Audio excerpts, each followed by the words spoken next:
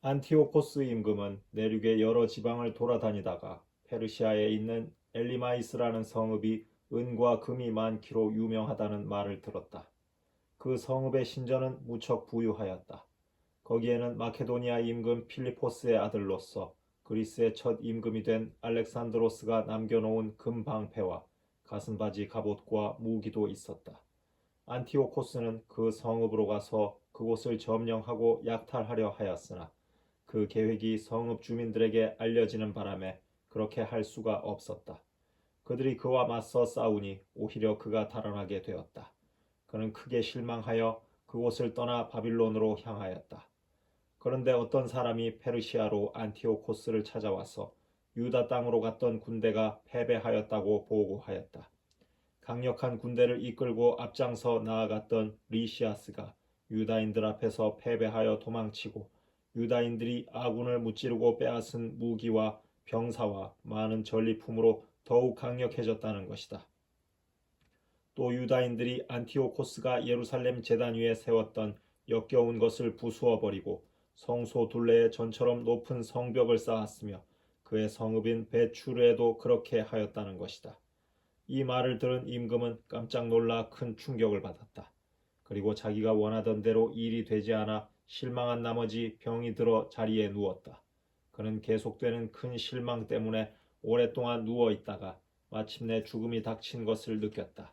그래서 그는 자기 벗들을 모두 불러놓고 말하였다. 내 눈에서는 잠이 멀어지고 마음은 근심으로 무너져 내렸다네. 나는 마음속으로 이런 생각을 했네. 도대체 내가 이 무슨 역경에 빠졌단 말인가? 내가 이 무슨 물살에 휘말렸단 말인가? 권력을 떨칠 때에는 나도 쓸모있고 사랑받는 사람이었는데 내가 예루살렘에 끼친 불행이 이제 생각나네. 그곳에 있는 금은 기물들을 다 빼앗았을 뿐더러 까닭없이 유다 주민들을 없애버리려고 군대를 보냈던 거야. 그 때문에 나에게 불행이 닥쳤음을 깨달았네. 이제 나는 큰 실망을 안고 이국 땅에서 죽어가네. 그는 자기의 벗들 가운데 하나인 필리포스를 불러 그에게 온 왕국을 맡겼다. 그리고 왕관과 자기 옷과 인장 반지를 주면서 자기 아들 안티오코스를 잘 이끌고 키워 임금이 되게 해달라고 하였다. 안티오코스 임금은 그곳에서 149년에 죽었다. 리시아스는 임금이 죽은 것을 알고 자기가 어릴 때부터 키워온 안티오코스 왕자를 그 뒤를 이어 임금으로 세우고 그 이름을 에우파토르라고 하였다. 한편 성체에 있던 자들은 성소 주변에서 이스라엘인들을 가로막고 온갖 못된 짓을 꾀하며 이민족들을 지원하였다. 그래서 그들을 없애버리기로 작정한 유다는 그들을 포위하려고 온 백성을 불러 모았다.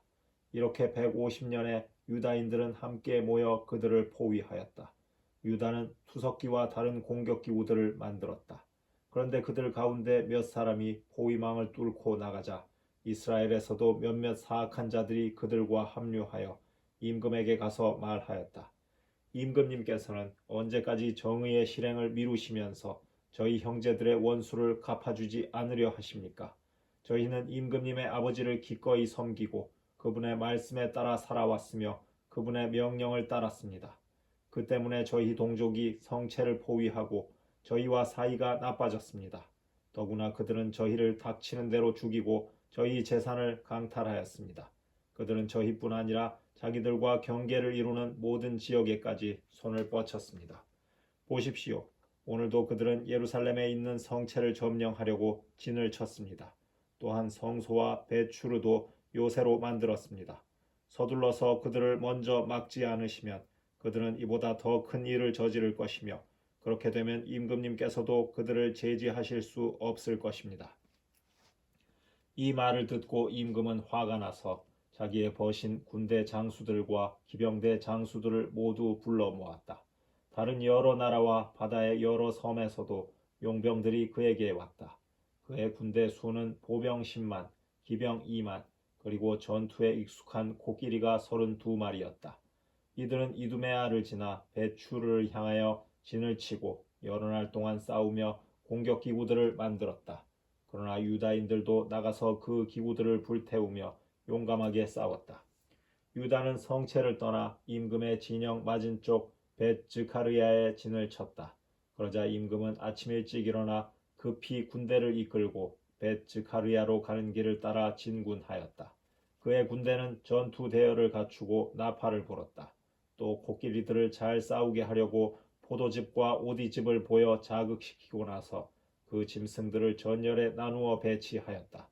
그들은 코끼리마다 쇠사슬 갑옷으로 무장하고 머리에는 청동 투구를 쓴 보병 1000명을 배열시켰으며 또 코끼리마다 정예 기병 500명도 배치하였다. 코끼리가 있는 곳에는 어디나 기병들이 먼저 가 있었고 코끼리가 이동하면 함께 이동하여 코끼리를 떠나는 일이 없었다. 코끼리 등에는 단단한 나무탑을 얹어 덮고 그것들을 특별한 기구로 고정시켰다. 나무탑에는 전투를 벌이는 군대의 병사 4명과 인도 사람 하나가 타고 있었다. 임금은 나머지 기병들을 군대의 양날개 이쪽 저쪽에 배열하여 전열의 보호를 받으며 적을 혼란시키게 하였다. 태양이 금과 구리로 된 방패들을 비추니 타오르는 횃불처럼 산들이 번쩍였다. 임금의 군대가 일부는 높은 산에 일부는 평지에 퍼져 당당하고 질서정연하게 전진하였다. 그 수많은 군사의 고함 소리와 행진 소리 그리고 무기가 부딪히는 소리를 듣고 사람들은 모두 떨었다. 그 군대는 실로 매우 크고 강하였다. 그러나 유다와 그의 군대가 다가가 싸우자 임금의 군대에서 병사 600명이 쓰러졌다. 하우아란이라고 하는 엘아자르는 코끼리들 가운데 임금의 갑옷으로 무장하고 다른 어느 코끼리보다 큰 코끼리를 보고 거기에 임금이 타고 있으리라 여겼다. 그는 자기 백성을 구하고 제 이름을 영원히 남기기 위하여 목숨을 바치기로 하였다. 그가 용감하게 전열 한가운데로 뛰어들어 오른쪽과 왼쪽에 있는 자들을 쳐 죽이자 적이 양쪽으로 갈라졌다. 그는 코끼리 아래로 들어가 그것을 밑에서 찔러 죽였다. 그러나 코끼리가 자기를 덮치며 땅에 쓰러지는 바람에 그도 그 자리에서 죽었다.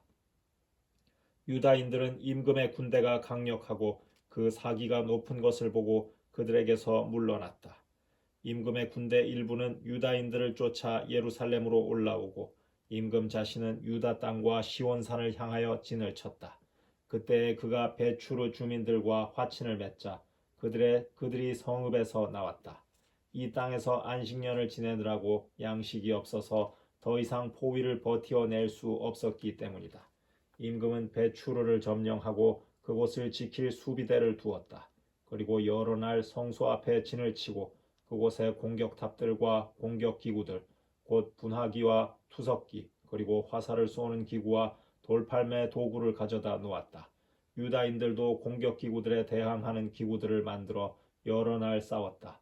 그런데 그 해는 7째 해인데다가 이민족들에게서 유다로 피난 온 이들이 남은 저장 식량까지 다 먹어버렸기 때문에 곳간에는 양식이 떨어졌다. 그리하여 굶주림을 더 이상 견딜 수 없게 되자 그들은 저마다 제 집으로 흩어져 가고 성소에는 몇 사람만 남았다. 한편 리시아스는 이러한 보고를 들었다. 안티오코스 임금이 죽기 전에 필리포스에게 자기 아들 안티오코스를 키워 임금으로 세우라고 분부하였는데 이 필리포스가 임금과 함께 출정하였던 군대를 이끌고 페르시아와 메디아에서 돌아와 정권을 잡으려고 한다는 것이었다. 그래서 리시아스는 급히 철군하기로 작정하고 임금과 군대 지휘관들과 병사들에게 말하였다. 우리는 날이 갈수록 약해지고 양식도 얼마 남지 않았을 뿐더러 우리가 포위하고 있는 저곳은 매우 튼튼합니다. 게다가 우리는 나라 일까지 수습해야 합니다. 그러니 이제 저 사람들과 화해하고 그들과 또 그들의 온 민족과 화친을 맺읍시다. 그리고 그들이 전처럼 자기들의 관습대로 살아가도록 해 줍시다. 우리가 저들의 율법을 폐기하였기 때문에 저들이 화가 나서 이 모든 일을 한 것입니다. 이 제안이 임금과 장수들의 마음에 들었다. 그래서 임금은 유다인들에게 사람을 보내어 화친을 제의하고 유다인들은 그것을 받아들였다. 그리고 임금과 장수들이 그들에게 맹세하자 마침내 그들이 요새에서 나왔다. 그러나 임금은 시온산으로 들어가 그곳에 요새를 보고는 자기가 맹세한 약속을 저버리고 그 둘레의 성벽을 헐어버리라고 명령하였다. 그리고 서둘러 그곳을 떠나 안티오키아로 돌아갔다. 그는 필리포스가 그 성읍을 장악한 것을 보고 그와 싸워 무력으로 그 성읍을 점령하였다.